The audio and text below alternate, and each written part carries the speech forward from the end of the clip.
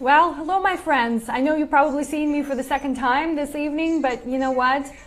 I didn't like the quality of the video Jim and I recorded, and I know you can't watch that because it has some background noise. And I thought these questions that we got from our clients and wanted to share with you are quite important learning questions. So why not share this again with you? So thanks for hopping on. Good evening. Good afternoon, West Coast. Good evening, East Coast. How are you guys doing? I am Anna, and this is our Daily Juice.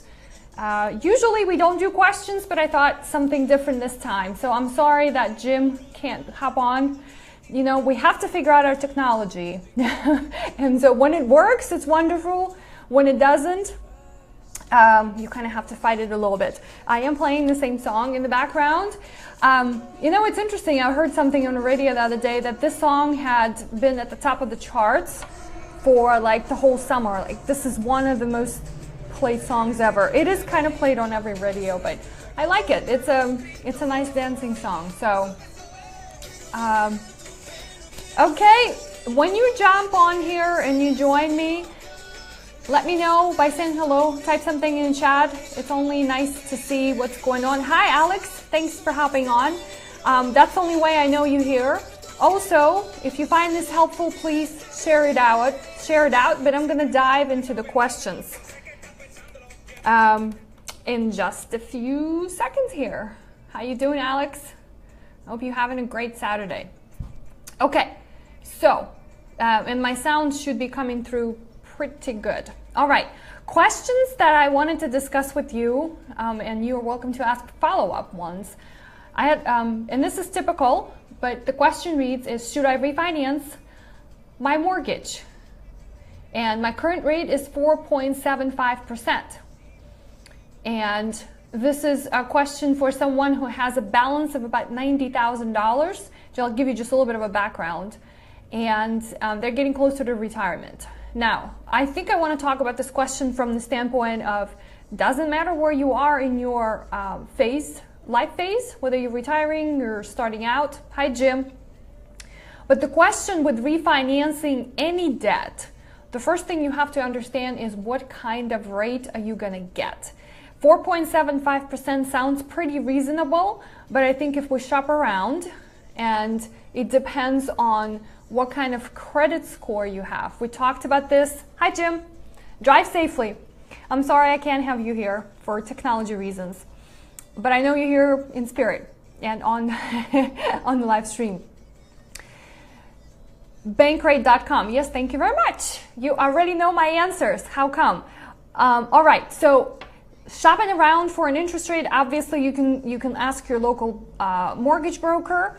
But Jim and I like to recommend Bankrate.com, which is a site that has lots of different interesting stuff. There's articles you can read, but we frequently look to get updates on what kind of rates are being paid on savings accounts, money market accounts, CDs, checking accounts, as well as mortgage interest rates and credit cards as well. Look around. So when I check to see what's available in the area where the client lives, it actually looks like we can get him a refinance option. And again, this is all going to depend on how good is his credit and a couple other things, well under 4%. Now, that's a good start to start looking at, okay, so this is potentially a good way to go, all right? Because the question that should you refinance a mortgage comes up a lot, but in most cases, it's not an economically wise decision. Now, here's a couple more checkpoints to pass in order to make a final call. If you refinance this mortgage, what are you going to do with the difference, right? Because paying a higher rate versus paying a lower rate helps you reduce the payment. Now, let's just for simplicity in this example, let's say you save $100 if you refinance from 4.75 to maybe 4%. Okay, well that's great. What are the goal of doing something like that? Are you planning to pay down the debt, right? Because that's the goal, right? That you can use, instead of paying more interest, you're now using these freed up funds to pay down the debt. Okay, then the next point to check off is to think, hi Laura, thanks for hopping on. the next point to check off is to ask yourself a question. What's the cost of this refinance, right? If I am going to, let's say, pay $2,500 to refinance this mortgage, how long will it take me to break even? Because only at that point, you're gonna start making a profit, right? So in this example, if we pay $2,500, we're gonna gain $100. It's gonna take us 25 months to break even. It's reasonable. I wish it could be better. But again, I'm not quoting you exact numbers. I'm just giving you sort of a structure and framework to think about this and points to consider. Now, if you're doing something like that and planning to stay in this house for a long time, then it probably makes sense. More than 25 months, right? 2 years. So those are some of the points to consider. Now, since we're talking this month at Main Street about debt, and that's the topic and theme of what we're discussing and writing articles, I thought it would be good to kind of group these questions together. So another one that came up this week was about, and Laura, I think you mentioned something in the forums about higher interest credit cards. So this question is what's the best way to pay my 18, 24, and 26% credit cards? Can I use, or should I use, my home equity line of credit? So let's start kind of thinking through the points here as well. Obviously, the credit cards are what we consider to be bad debt.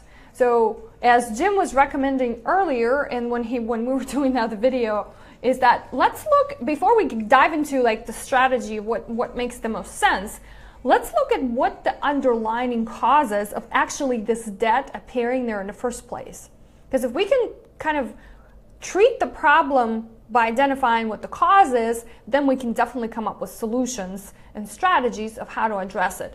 So the first thing that we'll need to do is understand the cash flow. Why are there high credit card balances, and what is causing that? Is this mismanagement of just the cash flow, income and expenses, or there are really true emergencies that came up and you couldn't handle them? So that probably dictates that we need to have really good conversation about establishing an emergency fund, right? Because if you have enough disposable income, technically you should be allocating that towards either saving an emergency fund or some of your other goals, or paying down your debt. So there looks like there is some kind of a loophole somewhere that needs to be identified. So I would want to look at that first. Okay, what's really causing this problem? Okay, once we can identify that, then we can start correcting some of the behavior. And I even seen this in my practice, and Jim has done it more years than I have. It is probably just that,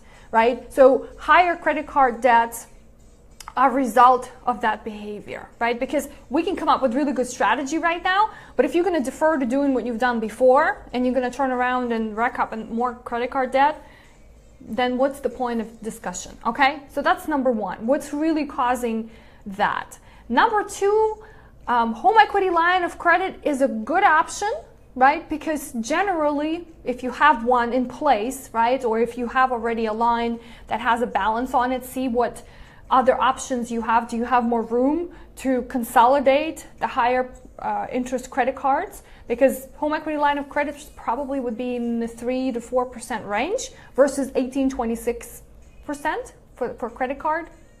So yes, it's a good place to consolidate your debt. Now, once you do that, what is your behavior going to be like? Are you going to continue paying at what rate? I guess that's the question I want to know. Can you commit to paying that debt faster even though you now have a lower rate? Right? You probably should be able to do that because you've reduced your interest rate tremendously, so that should free up more money to dedicate to the balance of the debt, not to devote it to the interest, because that's what you're doing with the higher interest credit cards. Okay, so think about that. Now, is it a smart idea to consolidate various debts under your home equity line of credit? Well, you know, the answer is it depends. It really depends what your goal is at the end, right? If your goal is to use your home is one of those sources for these kinds of transactions, then maybe it is. Most people don't want to have debts that are consolidated on their house, right? So home equity line of credit is one of those tools, but if your goal is to have a free and paid off home at some point, then taking that step may be getting you further away from achieving that balance, right? So it's all about balancing. Where does it make more sense? Now, there's definitely tax benefits that go hand in hand with home equity line of credit because you can deduct the interest, so it is much more advantageous versus having a credit card that is really what we call a bad debt. Now, something else I thought, hi Greg, thanks for hopping on, no Jim this time. Hi Stephanie, good to have you guys here. Now, something else I thought might be interesting to do if you do not have a home equity line of credit, right, and considering these higher interest rate kind of loans, it doesn't have to be a credit card. This is just one of those examples that came today. Can you consolidate and transfer balance? Okay, so there's all these kinds of offers and you get them in the mail. Sometimes if you don't, look around online and search for balance transfers, right? So you have to remember that that's gonna prompt you to open a new credit card, which you have to really be smart about whether you need to have these new credit cards. But the idea with that is, and that's most typical structure, is that you get as an introductory rate of 0%, right? So when we go from 26% all the way to 0, that's huge, right? It's huge savings that you could apply to paying off that debt. Now, I don't know if you're gonna qualify for something like that. Again, it's like with the earlier question about the mortgage refinancing, you have to have your credit score to be in a decent amount, right? It can't be a low credit score because you're not going to qualify for that 0% credit card. So there's a couple of variables that you have to weigh in to be able to figure this out. But the idea with that, again, and you have to be careful because they're a little tricky. They can promise you 0% rate, right? Like 0 for 15 to 18 months. And Jim mentioned before that he had a client who actually was able to get a 21 months 0% rate. But the careful part here is you have to understand what the transfer fees are. And most typical is like 3%.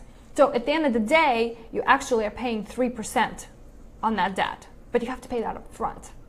Okay, but you also have to commit to the timeline that they're giving you to pay it off, because the minute that you don't, or you think you're going to and you kind of fall off the wagon somewhere on that timeline, you're going to be back in the same boat that you started. It's going to be, the interest rate jumps from 0 to probably the same levels, 18, 20, and whatever, higher, 25%. So this is just another thought. And like I said earlier, if you are willing to change your behavior, all of these strategies are really, really good strategies. You just have to see what works for your own particular situation. Okay? I appreciate you hopping on. It didn't seem like you had any more comments or questions for this time.